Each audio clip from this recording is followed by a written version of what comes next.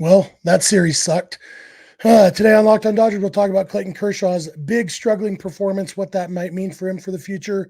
We'll dig into the reinforcements that are hopefully on the way, problems with the bullpen. So much to talk about between today and tomorrow. So let's get Locked On Dodgers.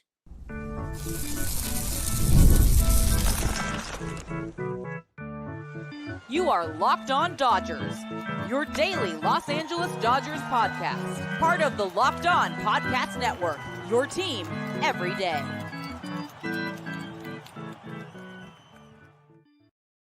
Hey, Dodger fans, this is Locked On Dodgers, part of the Locked On Podcast Network, your team every day.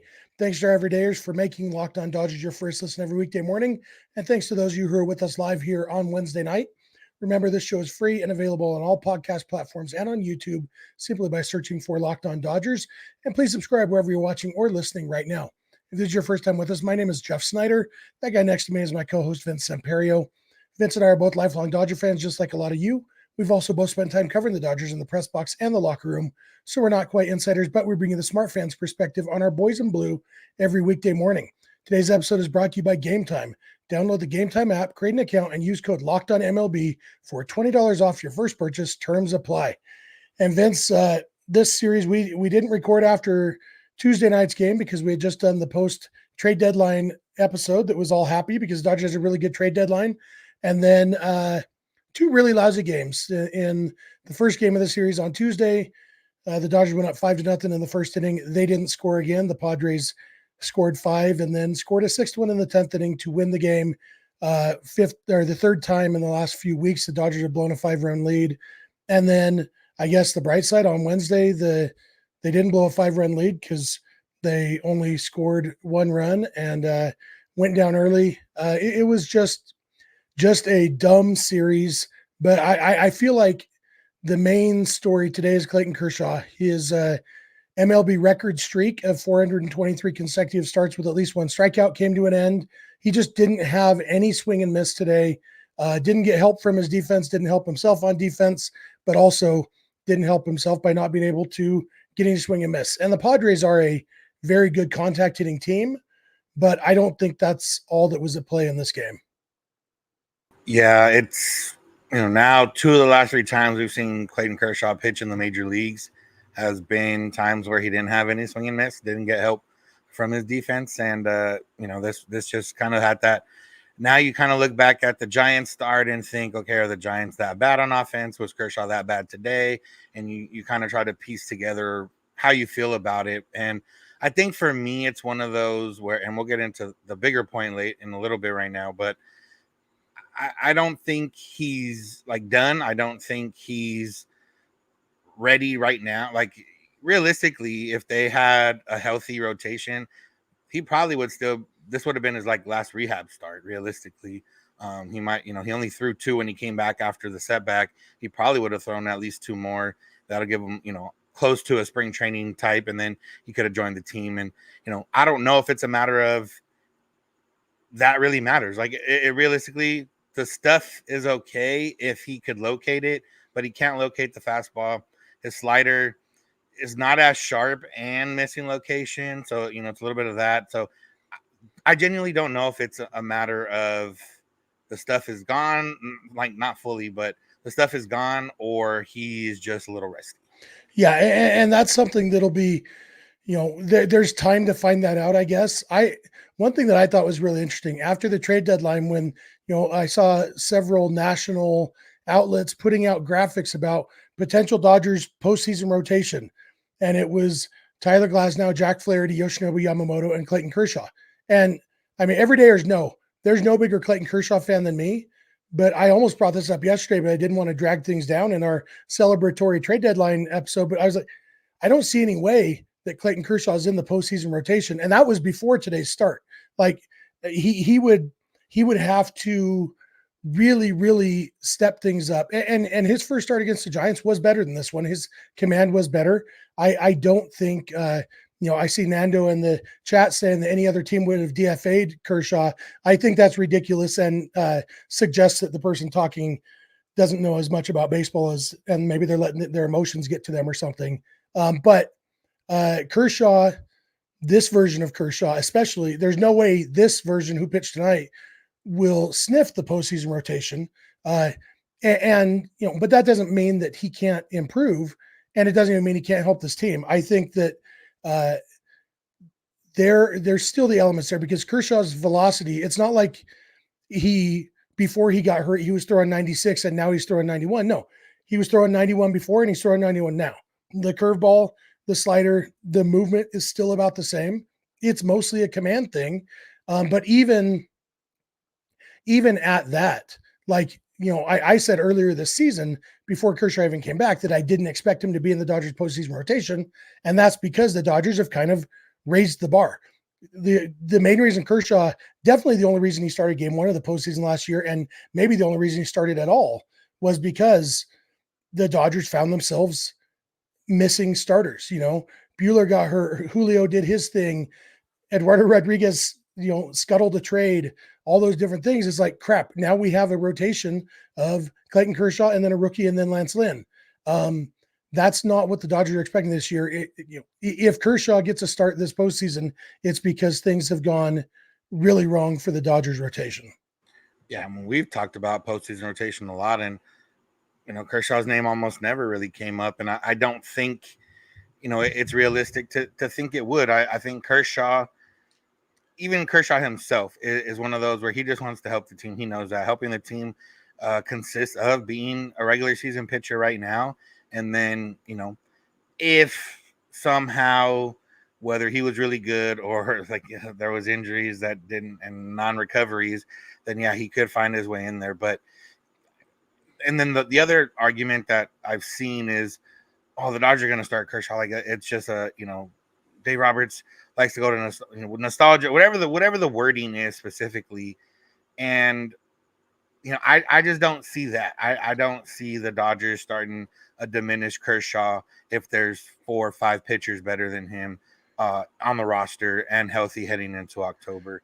And I think that Kershaw, if there's any guy out there that would take himself out of consideration for either postseason or even staying in a rotation, I guess Walker Buehler was one of them, but Clayton Kershaw too. I think he knows if he's not good, he's not going to pitch it. Yeah, and it won't be up to him. That's just a case of people who are so efficient at being mad at Dave Roberts. They're mad at him for things they think he might do 3 months from now. Kershaw, the whole point of the Dodgers is that people always get mad about is the analytics.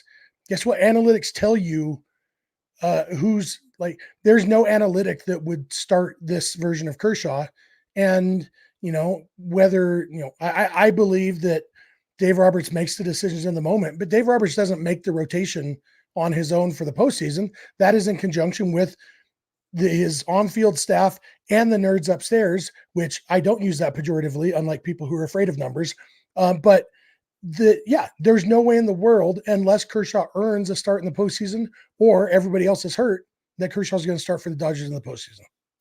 Yeah. And again, in terms of just moving forward, Kershaw, he's going to get starts the rest of the way unless they, start losing ground and do have guys that are better than him or do want to go with the younger route or whatever the case is. But they're going to give him at least a couple, 2-3 more starts to get it figured out, see if he could find that command and get it going. Because the main thing with Kershaw not getting hit in this game was the non-competitive pitches. It wasn't all necessary. It wasn't like he was just missing. It was the ball was a ball right out of the hand or the ball was over the plate. And the ones that were over the plate, the guys were hitting. And, for the most part, there was one swing and miss. And the Padres did a good job. Like you mentioned, them being a good contact hitting team. One of the hits Profar got was on a slider out of the zone, down in the zone. The one that was hit for a home run was a slider down in the zone, was left over the plate maybe a little bit, but not necessarily a bad pitch. The other Profar hit was a ball up in the zone that, just maybe caught a little bit too much of the zone, but not a bad pitch by any means. And it wasn't hit particularly hard other than the home run. There was a lot more soft contact. And, if Kershaw makes that play on the bunt right back to him, they have Ha-Seong Kim dead to rights at home plate, maybe he gets an out the next batter and they get out of that inning a little bit easier and maybe he gets to go a little bit deeper, whatever the case is. He didn't have the stuff regardless, but that would have been a gift out right there, the button right back to him. So, yeah, it's tough to watch right now, but, I'm saying that this would have been his last rehab start. If he can't get it going here in the next couple starts, they probably will have a decision to make, assuming that, the way the West is kind of shaping out to be kind of keeps moving that way. Yeah. He put himself into hitters counts, and it's hard for anybody to be successful like that. We're going to come back in a minute. There's a lot more to talk about. Michael Kopech debuted for the Dodgers. He looked good. We'll talk about him in relation to the rest of the bullpen and a lot more. So please keep it locked on Dodgers. This episode is brought to you by Liquid IV. I'm going to be at Dodger Stadium next week, and I am looking forward to having a little mini helmet full of ice cream, but I'm also looking forward to taking a popsicle to the stadium with me. No, not an actual popsicle, Liquid IV. When you're taking in America's pastime, don't forget to hydrate with Liquid IV's Popsicle Firecracker flavor, a surefire summer hit. Get hydrated with electrolytes, essential vitamins, and clinically tested nutrients from the #1 powdered hydration brand in America, because baseball and summer go together like Liquid IV and indulgent hydration. I force myself to drink a ton of water. I found that that's a lot easier with Liquid IV in this water bottle of mine. I love the Popsicle Firecracker flavor, and the lemon lime is delicious too. Use tear open a packet and pour it into 16 ounces of water to hydrate way better than water alone.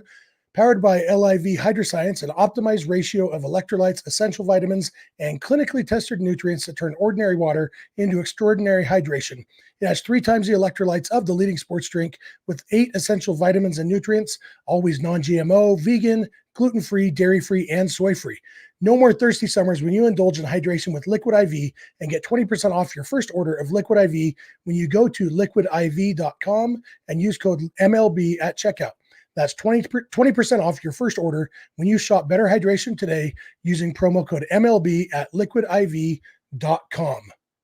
This episode is also brought to you by SupplyHouse. Get supplies from the site that's made for the skilled trades, supplyhouse.com. Supplyhouse.com is the reliable way to order plumbing, HVAC, and electrical products online. Their easy-to-use website is packed with helpful resources and the latest product info to help you get the job done right. Shop a complete inventory of over 200,000 parts from over 400 top brands and get your order delivered right to your door with fast shipping from coast to coast. Need help with an order? Get expert support and industry-leading service from the friendliest folks in the business, and talk to a real person every time. Pros in the skilled trades can get a competitive edge by joining SupplyHouse.com's free Trademaster program. Every Trademaster gets access to a dedicated phone line, free shipping, and discounts on every order. Join the thousands of trade pros already benefiting from their free membership at supplyhouse.com/TM and order plumbing, HVAC, and electrical supplies from anywhere with just a few clicks at supplyhouse.com. Hey, we're back. Thank you for making Locked On Dodgers your first listen every weekday morning. Thanks to those of you who are with us every day. We appreciate that. If you're not an everydayer, it's easy to become one. Just watch or listen every weekday morning. You can make that easier on yourself by subscribing wherever you're watching or listening right now. You can also go beyond the podcast and become a Locked On Dodgers insider by going to joinsubtext.com/Locked On Dodgers. Text directly with us, get our thoughts on news, rumors, all that stuff before the podcast, and have one-on-one conversations with us. Just a few bucks a month with a free 14-day trial. Also check out Locked On Sports Today and Locked On Sports Los Angeles, 2 24/7 streaming channels on YouTube from the Locked On Podcast Network. Locked On Sports LA is where you can find the Locked On Dodgers postcast, hosted by Pete Fox after almost every Dodger game. A little bit different voice than you're going to hear on this podcast. And in fact, in just a second, I am going to disagree with Pete on something. So that'll be fun. Last thing, be sure to catch every pitch of every Dodger game on SiriusXM or the SXM app by searching for Dodgers. So I was catching the postcast before we started here today, and Pete said that the Dodgers need more tenacity and momentum and identity and a bunch of things like that. The words he didn't use that I might have used is they need to score more runs and allow fewer runs. And then he was talking about Michael Kopech, and he said that he liked that Michael Kopech brought energy and determination. For me, the word I think he was looking for was fastball. Michael Kopech looked really good. His stuff is electric. The movement on that speed is really good. Like, obviously, he's not going to strike out every batter he faces as a Dodger. If he does, that would be a record. But it seems to me, Vince, like it's pretty obvious what the Dodgers saw in Kopech when they traded for him, right? Yeah, and it's what we talked about a little bit was the stuff, and specifically the fastball. Like he went mostly fastball this season after being a little bit more of a 3-pitch guy in years past, and to varying degrees of success, his fastball is his best pitch. But I do think we even saw it a little bit today. So far this season, he's thrown the 4-seamer like 80% of the time, and then he's split between the cutter and slider 10% and 10% beyond that. He didn't throw any of the sliders in this game. He threw all fastballs and cutters, and really, it might have just been, I don't know if it's because that's what the Dodgers are going to have him be doing, or if it was because they were already down by so much. You're just trying to, get in the zone and throw some strikes. Whatever the case is, like the fastball plays, and the Dodgers are one of the teams, that uses fastball up in the zone a lot, especially if guys have either one, high velocity, or two, a lot of movement.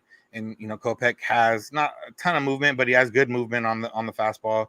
It's not just straight, and they can play it up in the zone, and maybe they'll play off the cutter from that, or whatever the case is. But yeah, he, you can say that going from the White Sox to the Dodgers is a little bit rejuvenating in a sense. But then he also came into a game where the Dodgers were down by 6 runs. So I think it was just more this is the stuff that he has. The Dodgers are going to work with him. And it's something to get a little bit excited about, more so than we already did when we talked about it yesterday. Yeah, with those numbers you have pulled up, can you see what his average velocity on his slider is? Do you have that in front of you? 86.6. Okay, because that cutter was like 91, and it was 91.3. It was definitely a good change of pace from the fastball. Like he got the one I'm thinking of, Campusano, that swing and miss on Campusano. Like that was a filthy cutter. I would have, if you didn't tell me it was a cutter, I would have assumed it was a slider. So I'm interested to see if the slider has a different shape than that. But even those 2 pitches, as a relief pitcher, you got a 100-mile-an-hour fastball and a 91-mile-an-hour cutter with that kind of movement. The cutter, 29 inches of vertical break, 4 inches of horizontal break. Like that was, it was ridiculous. There's the fastball was about 8 or 9 inches of vertical break, and 10 to 14 inches of horizontal break the other direction. Like unless somebody just guesses right, it's going to be impossible to hit. And yeah, maybe the slider works too, and gives a third option, which makes it even harder to guess right. But when we're looking at, Pete was saying he thinks Michael Kopech should be the closer. I think it's probably too easy or too early to anoint him the closer after one good inning in the 5th inning of a blowout. But you can definitely see how Kopech could fit into helping revamp this bullpen, which is something the bullpen needs, because the bullpen's struggling. And, that's kind of what I want to talk about in the broader sense. The bullpen needs help. And I feel like some of that help is going to come from natural progression to the mean, if you want to call it. Like Blake Trinan isn't going to throw meatballs to great hitters every time. And those great hitters aren't going to hit them over the wall every time. Like I would guess the average MLB rate for good hitters hitting home runs on mistake hanging pitches is probably like 20%. Like they get hit, but not always over the fence. For Trinan lately, it's been 100%. So that's going to get better. Evan Phillips isn't pitching well at all, but that game against the Astros, he could make those same pitches and get out of that inning. Like it's not like they hit a hard, that infield single, little bloops. Things could just naturally get better a little bit, but that's definitely not going to do the whole trick, because these guys aren't pitching well. Vesia's velocity is down. So I think some of it is going to come from starting pitchers getting deeper in games, so the bullpen doesn't have to throw so many pitches. That will hopefully be aided by Jack Flaherty. And that is why it is a little bit more of a big deal if Kershaw is going to struggle like this. But also they've got Michael Grove and Brusdar Graterol and Ryan Brazier coming back soon. So we might see either phantom or actual IL stints. I think I've said it before. I think you could justify an IL stint for Alex Vesia right now, just based on the velocity. I think a doctor would sign off, dude, velocity is down. We don't know why. It's definitely a physical thing. Boom, IL. I'm sure Trinan and Hudson, with their surgically repaired everythings, could absolutely find an IL stint. Evan Phillips, they could, make a case that it's physical. So they're going to get rest for these people in a few different ways, and that's going to help. But I think Kopech's a big part of that too. Yeah, obviously more arms is better, and there's different ways to kind of combat this issue with with the bullpen. And, if it's Phillips specifically, maybe it's a little bit of something with his delivery or, mechanics. And, maybe he re-aggravates the injury he had earlier this year and he can go work on that. Yeah, Vestia with the velocity being down.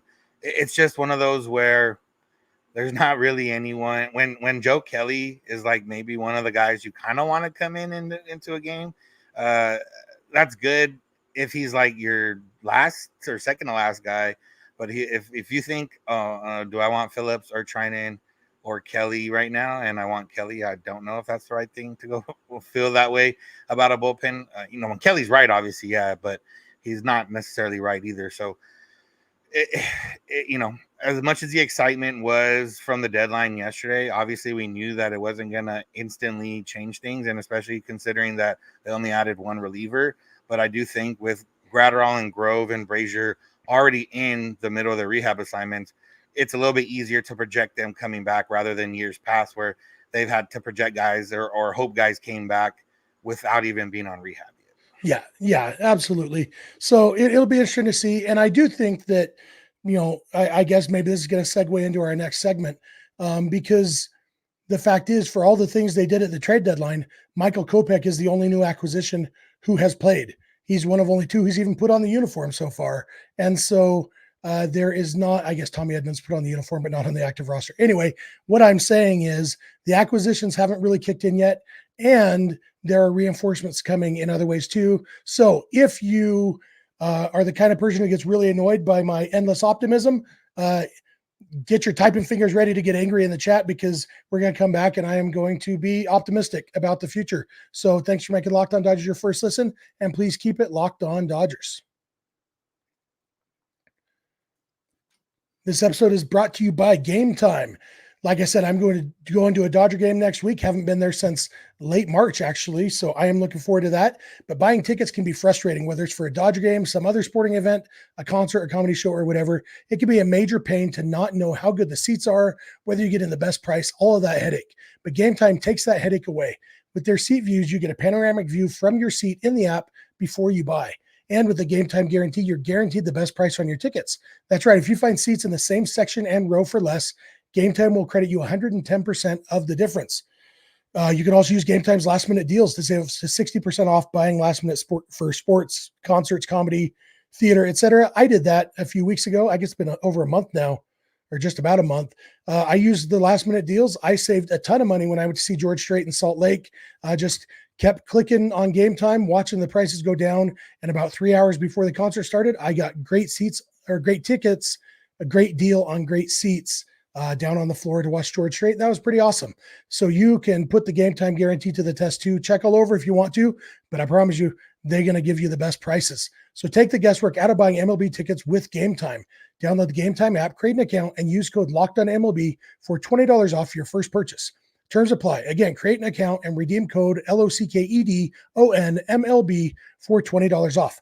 Download Game Time today. Last minute tickets, lowest price, guaranteed.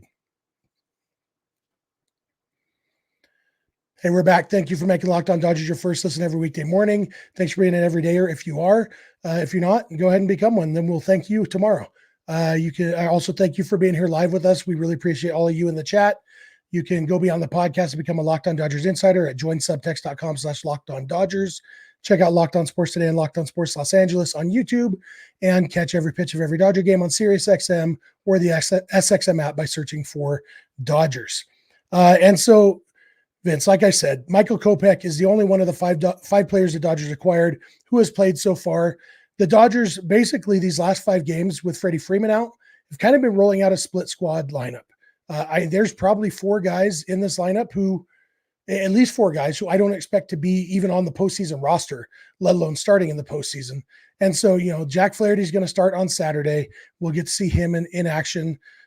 He's a starting pitcher. They only get to pitch once every 5 or 6 games, nature of the beast, but that will be a good addition for sure. Give him an easy runway coming in. I guess the A's, the one thing they do is hit well. So maybe it's not as easy as it seems. Hopefully the A's pitching will be a good way for the Dodgers offense to step up. But then you've got Ahmed Rosario coming in, Kevin Kiermaier, obviously not a huge help offensively, but defensively for sure. And then when Tommy Edman comes back, there's those reinforcements. And then there's also the good news we got. Mookie Betts is probably only a couple weeks away from coming back. They said he might not even need a rehab assignment. I assume he'll still end up going on a rehab assignment, at least for a couple games to get those swings in. Freddie Freeman will be back at some point. And as a dad, I'm glad that Freeman is where he is right now. There's no job, no matter how important, that I would let get in the way of me being with my kids in a situation like that. So I'm glad he's where he is. But I'm excited for when he comes back.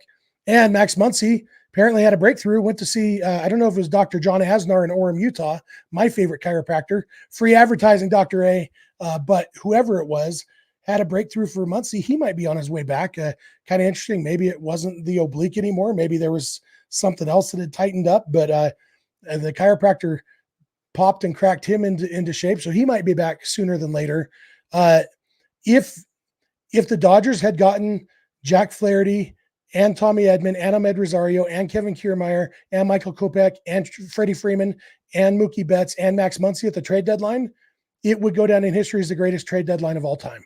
And that's essentially what they might get over the next couple of weeks. Yeah, and that's the exciting part, and that's the part, flip side from what I just said about the bullpen guys coming back already on rehab assignment. Mookie was a little bit more of a sure thing that he's coming back. It's just a matter of, will he be Mookie when he comes back? That's more the question rather than him actually coming back. Muncy, we weren't really quite sure. Kind of interesting that it took, May, June, almost two and a half months before they tried something else with Muncy, and they, the chiropractor, whatever it is. Obviously, I don't think it's, when you hurt your oblique, you're not necessarily thinking. And maybe he's been seeing this chiropractor and it was just that they had a breakthrough. We don't know. Yeah, exactly. So, but yeah, I mean, that part's exciting because right now the offense is not good. And Ohtani, as good as the numbers are, like Ohtani hasn't been on a hot streak recently that can kind of carry an offense a little bit. He's been good and he's had good games.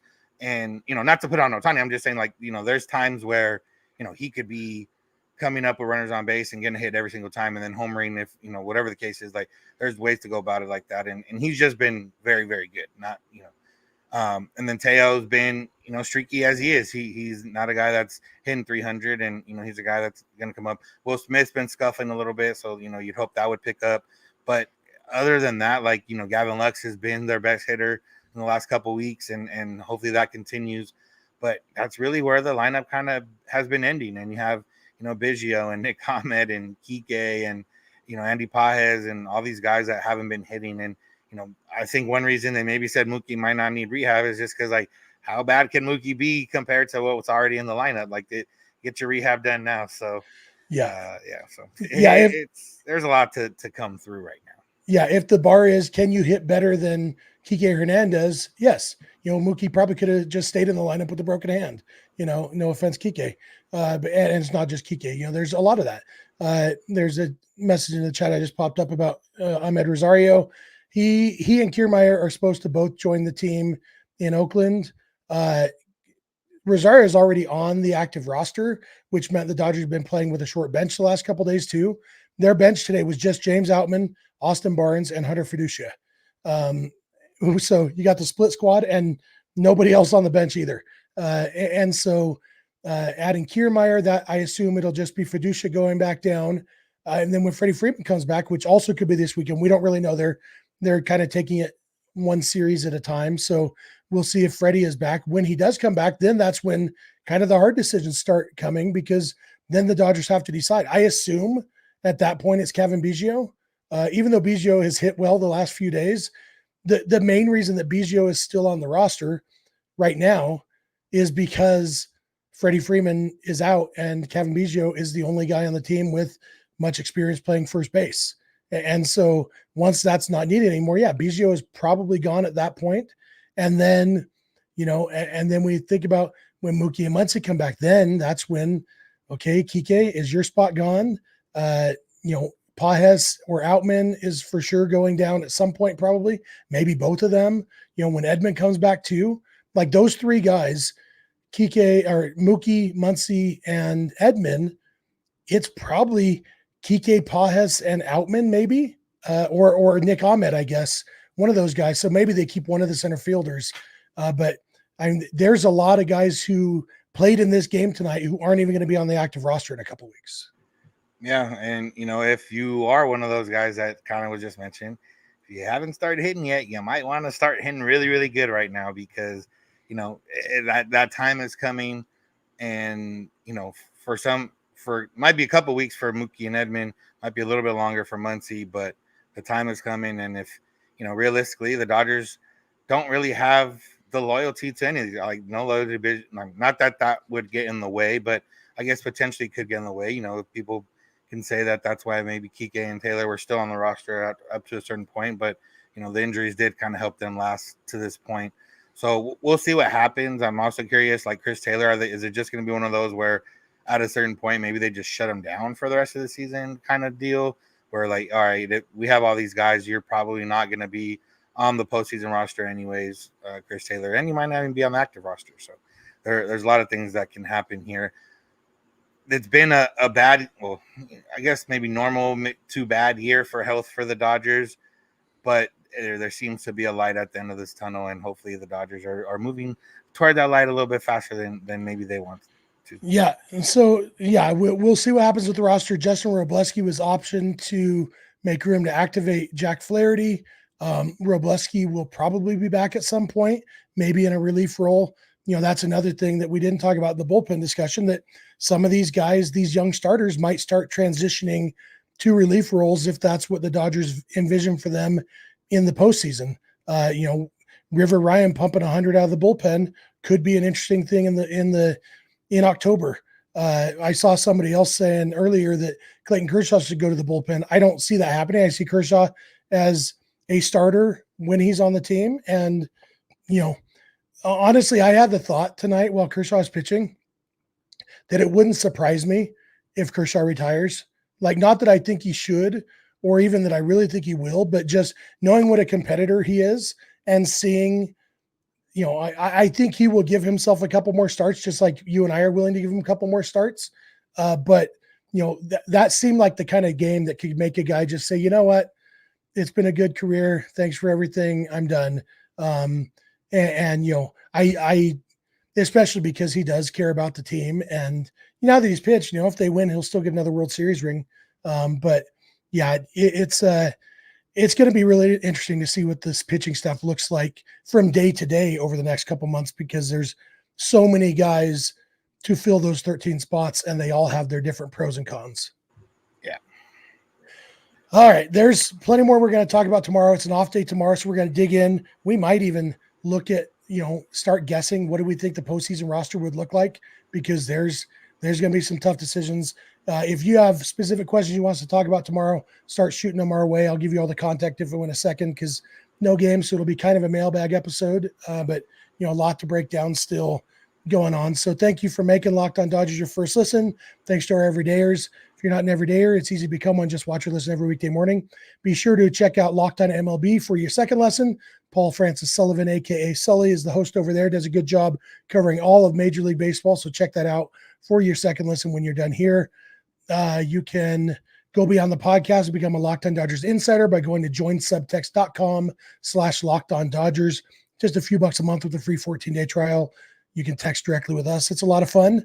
Also check out Locked On Sports Today and Locked On Sports Los Angeles, two 24/7 streaming channels on YouTube from the Locked On Podcast Network.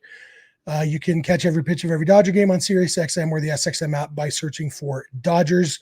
You can follow us on Instagram, Twitter, and TikTok at Locked On Dodgers. Vince is on Twitter at VinceSince91. I'm on Twitter at Snydog. Both of our DMs are open there. You can also email us, lockedondodgers@gmail.com, or send us a voicemail or a text message to 323-863-LOCK 5625. We are here every weekday morning, and we hope you'll be here with us. When you get in your car or sit on your couch, tell your smart device to play podcast Locked On Dodgers. And remember, you don't have to agree. You just have to listen. We'll talk to you tomorrow. Have a good one.